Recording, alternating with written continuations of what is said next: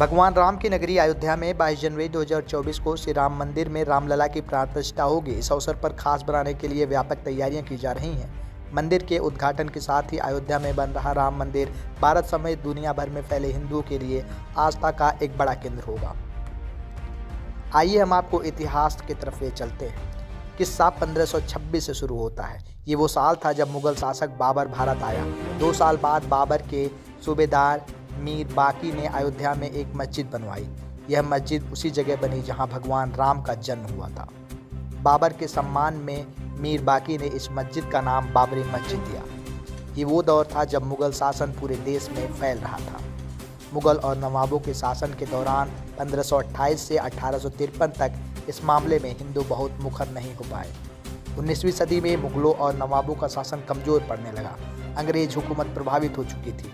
इस दौर में ही हिंदुओं ने यह मामला उठाया और कहा कि भगवान राम के जन्मस्थान मंदिर को तोड़कर मस्जिद बना ली गई। इसके बाद से रामलला के स्थान को वापस पाने की लड़ाई शुरू होती है। मीर बाकी के मस्जिद बनने के 330 साल बाद 1858 में लड़ाई कानून से होने लगी, जब पहली बार परिसर में हवन पूजन करने पर एक FIR दायर हुआ। बताया जाता है कि 1 दिसंबर 1858 को अवध के थानेदार शीतल दुबे ने अपनी रिपोर्ट में बताया कि परिसर में चबूतरा बना है। ये पहला कानूनी दस्तावेज है जिसमें परिसर के अंदर राम के प्रतीक होने के प्रमाण हैं। इसके बाद तारों की एक बाड़ खड़ी कर विवादित भूमि के आंतरिक और बाहरी परिसर को मुसलमानों और हिंदुओं को अलग अलग पूजा और नमाज की इजाज़त दे दी गई। 1858 में हुई घटना के 27 साल बाद 1885 में राम जन्मभूमि के लिए लड़ाई अदालत पहुंची, जब निर्मोही अखाड़े के महंत रघुवर दास ने फैजाबाद के न्यायालय में स्वामित्व को लेकर दीवानी मुकदमा दायर किया।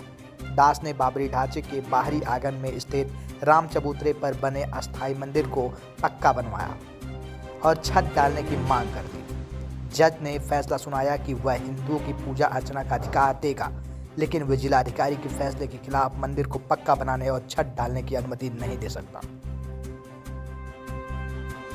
देश के आज़ाद होने के 2 साल बाद 22 दिसंबर 1949 को ढांचे के भीतर गुंबद के नीचे मूर्तियों का प्रतिकरण हुआ। आज़ादी के बाद पहला मुकदमा हिंदू महासभा के सदस्य गोपाल सिंह विशारद ने 16 जनवरी 1950 को सिविल जज फैजाबाद की अदालत में दायर किया। विशारद ने ढांचे के मुख्य गुंबद के नीचे स्थित भगवान की प्रतिमाओं की पूजा अर्चना की मांग की। करीब 11 महीने बाद 5 दिसंबर 1950 को ऐसी ही मांग करते हुए महंत रामचंद्र परमहंस ने सिविल जज के यहाँ मुकदमा दाखिल किया। मुकदमे में दूसरे पक्ष को संबंधित स्थल पर पूजा अर्चना में बाधा डालने से रोकने की मांग रखी गई।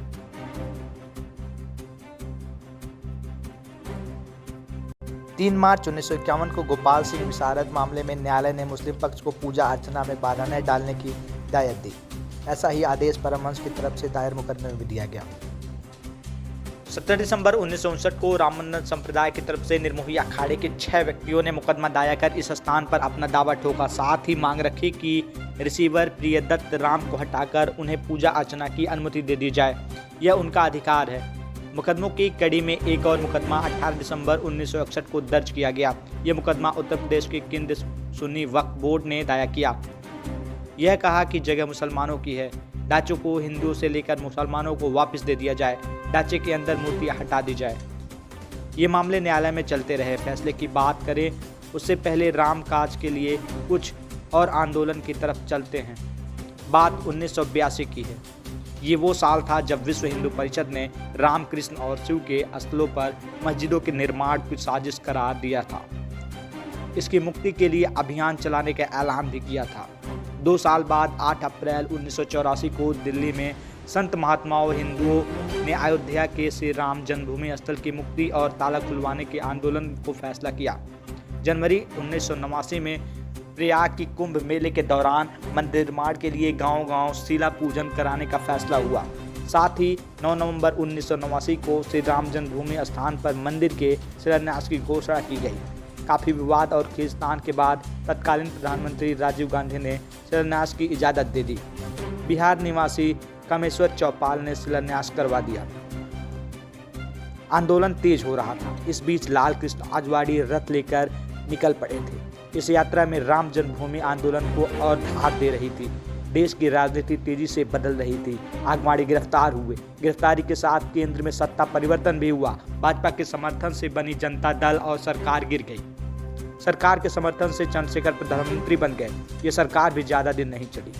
नए सिरे से चुनाव हुए और एक बार फिर केंद्र में कांग्रेस की सत्ता आ गई। इन सब के बीच आई वो ऐतिहासिक तारीख जिसका जिक्र किए बिना किस्सा पूरा हो ही नहीं सकता। तारीख थी 6 दिसंबर 1992। इस दिन अयोध्या पहुंचे हजारों कार सेवक ने विवादित ढांचा गिरा दिया। इसकी जगह इसी दिन शाम को अस्थायी मंदिर बनाकर पूजा अर्चना शुरू कर दी गई। केंद्र की तत्कालीन पीवी नरसिम्हा राव की सरकार ने राज्य की कल्याण सिंह सरकार सहित अन्य राज्यों की भाजपा सरकारों को भी बर्खास्त कर दिया। उत्तर प्रदेश के सहित देश में कई जगह सांप्रदायिक हिंसे शुरू हो गए, जिससे अनेक लोगों की मौत हो गई। अयोध्या श्री राम जन्मभूमि थाने में ढांचा विध्वंस मामले में भाजपा के कई नेताओं समेत हजारों लोगों पर मुकदमा हुआ। इसके साथ ही रामकाज की कानूनी लड़ाई में मुकदमों की संख्या में और इजाफा होने लगा। मुकदमों की बात हुई तो फिर से कानूनी लड़ाई की ओर चलते हैं और बात फैसले की करते हैं। एक फैसला 1 फरवरी 1986 को आया, जब फैजाबाद के जिला न्यायाधीश के.एम. पांडे ने स्थानीय अधिवक्ता उमेश पांडे की अर्जी पर इस स्थान का ताला खोलने का आदेश दे दिया। फैसले के खिलाफ इलाहाबाद उच्च न्यायालय की लखनऊ खंडपीठ में दायर अपील खारिज हो गई। बाबरी ढहाए जाने के 2 दिन बाद 8 दिसंबर 1992 को अयोध्या में कर्फ्यू लगा था। वकील हरिशंकर जैन ने उस न्यायालय की तारीख लखनऊ खंडपीठ में गुहार लगाई थी कि भगवान भूखे राम भोग की अनुमति दी जाए। करीब 25 दिन बाद 1 जनवरी 1993 को न्यायाधीश हरिनाथ तिलहरी ने दर्शन पूजन की अनुमति दे दी। 7 जनवरी 1993 को केंद्र सरकार ने ढांचे वाले स्थान और कल्याण सिंह सरकार द्वारा न्यास को लेकर कई भूमिका सहित यहाँ पर कुल 67 एकड़ भूमि की अधिग्रहण कर लिया। अप्रैल 2002 में उच्च न्यायालय की लखनऊ खंडपीठ ने विवादित स्थान का मालिकाना हक तय करने के लिए सुनवाई शुरू की। उच्च न्यायालय ने 5 मार्च 2003 को भारतीय पुरातत्व सर्वेक्षण के संबंधित स्थल का खुदाई का निर्देश दिया। 22 अगस्त 2003 को भारतीय पुरातत्व सर्वेक्षण ने न्यायालय की रिपोर्ट सौंपी। इसमें संबंधित स्थल पर जमीन के नीचे एक विशाल हिंदू धार्मिक ढांचा मंदिर होने की बात कही गई। सुप्रीम कोर्ट के फैसले ने साफ किया मंदिर निर्माण का रास्ता। 6 अगस्त 2019 को सर्वोच्च न्यायालय ने प्रतिदिन सुनवाई शुरू की। 16 अक्टूबर 2019 को सर्वोच्च न्यायालय में सुनवाई पूरी हुई और कोर्ट ने फैसला सुरक्षित कर लिया। इसके बाद 40 दिन तक लगातार सुप्रीम कोर्ट में सुनवाई हुई। 9 नवंबर 2019 को 134 साल से चली आ रही लड़ाई के बाद अब वक्त था अंतिम फैसले का। 9 नवंबर 2019 को सर्वोच्च न्यायालय ने संबंधित स्थल को श्री राम जन्मभूमि माना और 2.77 एकड़ भूमि रामलला के स्वामित्व की मानी। वहीं निर्मोही अखाड़ा और सुन्नी वक्फ बोर्ड के दावों को खारिज कर दिया। इसके साथ ही कोर्ट ने निर्देश दिया कि मंदिर निर्माण के लिए केंद्र सरकार 3 महीने में ट्रस्ट बनाए और ट्रस्ट निर्मोही अखाड़े के लिए एक प्रतिनिधि को शामिल करे।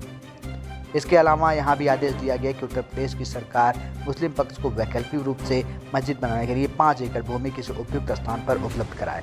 इसी के साथ दशकों से चली आ रही लंबी कानूनी लड़ाई समाप्त हो गई। राजधानी लखनऊ से पद्मन कुमार की रिपोर्ट, यूनिट इंडिया न्यूज।